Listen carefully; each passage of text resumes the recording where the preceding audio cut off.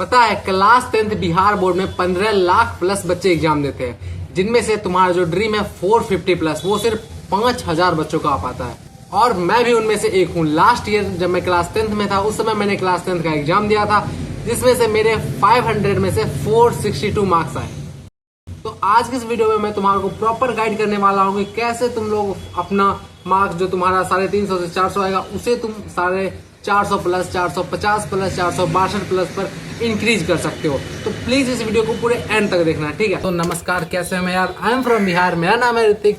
तो देखो, अगर तुम्हें लगता है ना कि तुम्हारा ड्रीम 450 जो है 450 प्लस नहीं आ सकता है, तो ये सबसे पहले पूरा इम्पॉसिबल चीज है। देखो, किसी भी चीज में अगर तुम प्रॉपर हार्डवर्क करते हो, डेडिकेशन से करते हो, ठीक है, मेहनत करते हो, तो वो चीज संभव होता है, ठीक है। आज से 1 साल पहले ये जो मेरा ड्रीम था ना, कि मुझे भी था कि मेरे को 450 प्लस लाना है, क्योंकि ऐसा कहा जाता है कि अगर आपका 90% प्लस मार्क्स आते हैं, 450 प्लस मार्क्स आते हैं, तो कि आप मतलब यही समझो कि आपके पेरेंट्स बहुत प्राउड करते हैं आप पे।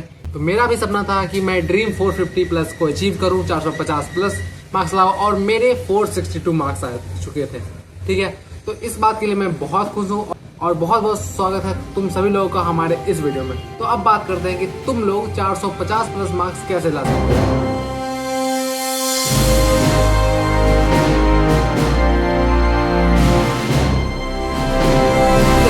पढ़ना है वो सबको पता है और सब बच्चे पढ़ रहे हैं, लेकिन सोचो यार कि 15 लाख बच्चों में सिर्फ 5000 बच्चों का 450 प्लस आ रहा है, तो कुछ अंतर होगा ना।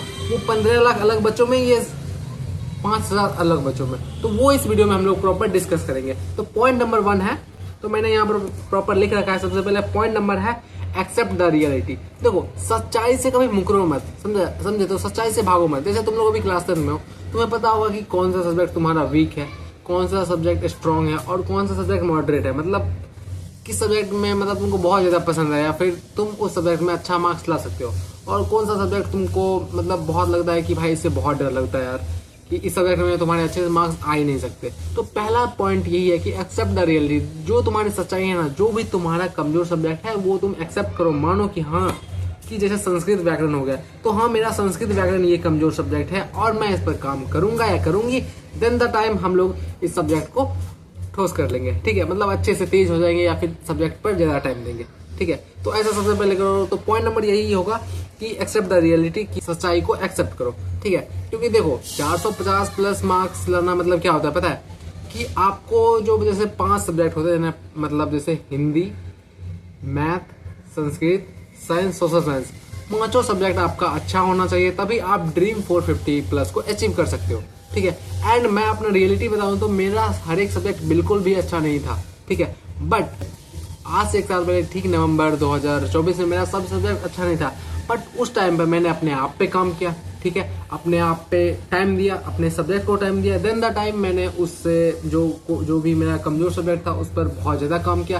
जैसे मैं लिटरली बताऊं तो आर्ट्स जैसे सोशल साइंस होते हैं, उससे मुझे बहुत डर लगता था, मुझे डाटा वगैरह याद ही नहीं होता था, बट मैंने उस पर अपना टाइम दिया। कोई भी चीज है यार, टाइम इज एवरीथिंग, समझे। तो उस पर तुम अपना टाइम दो, अपना एफर्ट डालो, देन आप उस सब्जेक्ट को मास्टर कर सकते हो, ठीक है। तो पहला यही है, एक्सेप्ट द रियलिटी। अब बात आती है कि जो भी तुम्हारा सब्जेक्ट है, जैसे सपोज कमजोर सब्जेक्ट है, उस सब्जेक्ट को तुम स्ट्रॉन्ग कैसे कर सकते हो, ठीक है। तो उसके लिए कुछ ज्यादा टिप्स नहीं है, बस एक ही चीज है कि ध्यान समझना कि जैसे तुम सबसे पहले ये अपने आप में देखो कि तुम कितने घंटे पढ़ते हो, ठीक है। जैसे सपोज तुम्हारा जो फेवरेट सब्जेक्ट है, जैसे सपोज तुम्हारा मैथ है फेवरेट सब्जेक्ट, ठीक है। मैथ को तुम अगर 2 घंटा टाइम दे रहे हो, तो वो टाइम 2 घंटा मैथ से छीन लो, उसमें सिर्फ आधा घंटा टाइम दो, और जो बचा 1.5 घंटा बचता है, जैसे सपोज तुम्हारा संस्कृत वीक है या फिर हिंदी हो सकता है वीक हो, तो तुम अपना ज्यादा टाइम हिंदी पर दे दो, ठीक है। इस तरह पॉइंट नंबर 1 जो है एक्सेप्ट द रियलिटी, ये बहुत ज़्यादा इंपॉर्टेंट है। बिकॉज मैं शुरू में इस पर इतना ध्यान नहीं देता था, जिस समय मैं क्लास 10th में था, आज से 1 साल पहले।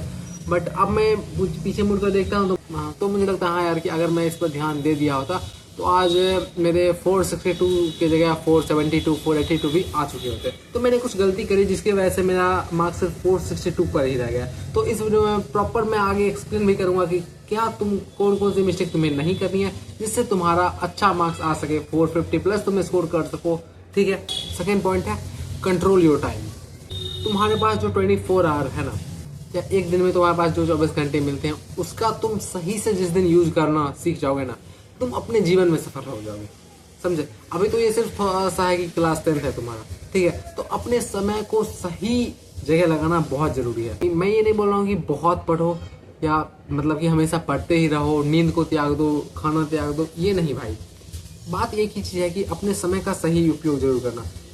जैसे बहुत सारे लोग ऑनलाइन पढ़ते होंगे, बहुत सारे लोग ऑफलाइन पढ़ते होंगे, ठीक है? जैसे जो लोग ऑफलाइन पढ़ते होंगे, जैसे तुम्हारे क्लास में क्लास टीचर आते हैं, उससे पहले 5 से 10 मिनट तुम लोग क्लास में ऐसे बैठे रहते हो, मजाक मस्ती करते रहते हो।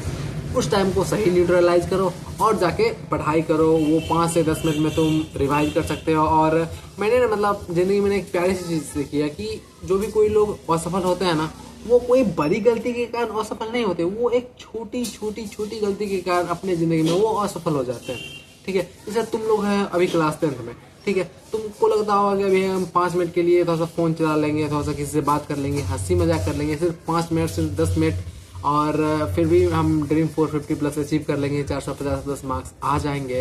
ऐसा तुम्हें लगता है? तो ऐसा बिल्कुल नहीं होता, ठीक है? तो थोड़ा सा भी मार्क्स कम आएगा ना, अब लाइफ में थोड़ी सी अनसक्सेसफुल हो जाओगे तो उसमें कोई बड़ी गलती का हाथ नहीं होता है, छोटी छोटी छोटी छोटी गलतियों का ही हाथ होता है, ठीक है? तो point number 1 accept the reality, ये हो चुका है। Point number 2 control your time, अपने समय का सही यूज करना सीखो, ठीक है? जो तीसरा पॉइंट है control on your uses of phone. तुम्हारे इस फोन को ना देखो, जिसका मतलब फोन का जितना यूज है ना, उससे ज्यादा मिस यूज है, ठीक है? तो तुम लोग के पास ये फोन है, हो सकता है बहुत लोगों का पर्सनल फोन हो, बहुत लोगों का पेरेंट्स गार्जियन का फोन हो, ठीक है? तो तुम इस फोन को कैसे यूज कर रहे हो ये बहुत इंपॉर्टेंट हो जाता है। बिकॉज मैं प्रॉपर बताऊं तो क्लास 10 में मैंने सोशल मीडिया के नाम पे बिल्कुल भी कुछ नहीं चलाई थी। इंस्टाग्राम की बात करो तो इंस्टाग्राम मुश्किल से लास्ट टाइम मुझे याद है अगस्त में मैंने इंस्टाग्राम क्विट कर दिया था कि नहीं भाई अब मैं डिलीट करता हूँ, ठीक है? बिकॉज रील्स देखने में बहुत ज़्यादा टाइम वेस्ट हो जाता था। तो तुम लोग यार समझो कि जो भी तुम रील्स देख रहे हो ना, ये चीज़ काम नहीं आएगी ना ज़िंदगी में, काम आएगी तुम्हारी मेहनत। तो मैं यही कहूँगा कि इन सारी चीज़ों को छोड़ो। आज अगर इंस्टाग्राम हो सकता है तुम्हारे फ़ोन में डाउनलोड हो या फिर तुम यूट्यूब शॉर्ट्स पे अपना टाइम वेस्ट करते हो, तो उसे बंद करो, पढ़ाई करना शुरू करो, इन्फॉर्मेटिव वीडियोस देखो। अभी तुम क्लास 10th में हो तो तुम्हारा पूरा फोकस सिर्फ यही होना चाहिए कि मुझे 450 प्लस मार्क्स लाने हैं, उसके अलावा तुम्हारी ज़िंदगी में कोई टारगेट नहीं है, ठीक है? और ज़्यादा आज के समय में थोड़ा सा बहुत ज़्यादा हो चुका है कि भाई सब लोग इंस्टाग्राम पर बहुत सारे लोग होंगे भाई आईडी खेलते हैं कि तुम्हारा आईडी उसके फ़ोन में लॉगिन हो गया, उसका आईडी उसके फ़ोन में लॉगिन हो गया है, ये हो चुका है इंस्टाग्राम पे। तो ट्राई किया करो कि बहुत दूर है इन सारी चीज़ों से और अपना पढ़ाई पे फोकस करें। तो तीनों पॉइंट क्लियर हो चुका है। पहला एक्सेप्ट द रियलिटी, सेकेंड है control your time and control on your phone. तो फ़ोन पे कंट्रोल करना बहुत ज़रूरी है क्योंकि तुम्हारा आधा टाइम तो तुम्हारा फ़ोन ही खा जाता होगा। अपना स्क्रीन टाइम देखना कि कितना टाइम तुम लोग अपने फ़ोन पे वेस्ट कर देते हो। तो दोस्तों ये तीनों पॉइंट क्लियर हुआ। इन तीनों पॉइंट को अगर आप ध्यान से समझो तो जो चौथा पॉइंट है वो है doing hard work. Hard work मतलब होता है कड़ी मेहनत। तो एक बात तुम समझो कि 15 लाख बच्चे एक तरफ और 5,000 बच्चे एक तरफ, जिनमें से मैं भी हूँ, तो उन 15 लाख बच्चे और 5,000 बच्चों में कुछ तो अंतर होगा ना, समझ लो। एंड वो ये अंतर है कि doing hard work with consistency. तो जो वो 5,000 बच्चे हैं उन्होंने खूब मेहनत करी होगी, बहुत ज़्यादा अपना टाइम पढ़ाई पे दिया होगा, तब जाकर उनके आज 450 प्लस मार्क्स आ पाते हैं। वो भी एक दिन नहीं, क्योंकि अगर मैं बोलूँगा हार्ड वर्क करने, जैसे सपोज कि मतलब दिन में तुम लोग 5 से 6 घंटे पढ़ते हो, तुम 8 घंटे पढ़ोगे, 9 घंटे पढ़ोगे। लेकिन अगर तुम वही 5 से 6 घंटे को अगर 9 घंटे पढ़ते हो लेकिन रोज नहीं पढ़ते, उसका क्या फायदा? तो कंसिस्टेंसी के साथ हार्डवर्क करो। Thank you for watching this video दोस्तों। उम्मीद है ये वीडियो पसंद आई होगी। और हम लोग सोच रहे हैं कि क्लास 10th में फिजिक्स का वर्कशॉप डालने का यूट्यूब पर, तो हाँ या ना कमेंट करके बता देना। Thanks for watching, bye.